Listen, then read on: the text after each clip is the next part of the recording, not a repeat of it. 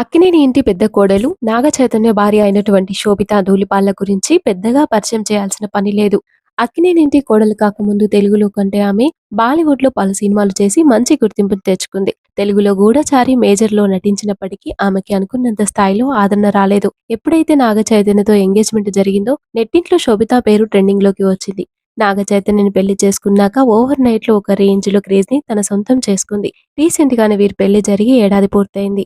తాజాగా వచ్చిన సంక్రాంతి పండుగను ఈ జంట అన్నపూర్ణ స్టూడియోస్‌లో జరుపుకున్నారు. చాలా కాలంగా శోభితా ధూళిపాల ప్రెగ్నెంట్ అంటూ సోషల్ మీడియాలో అనేక కథనాలు వినిపిస్తున్న విషయం తెలిసిందే.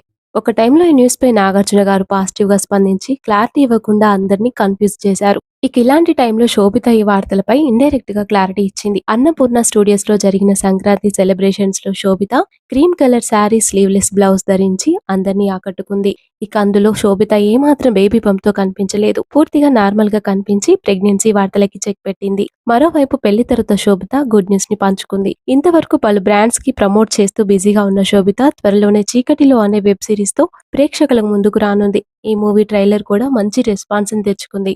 దీంతో పలువురు శోభితాకి కంగ్రాట్స్ తెలియజేస్తూ పోస్టులు పెడుతున్నారు.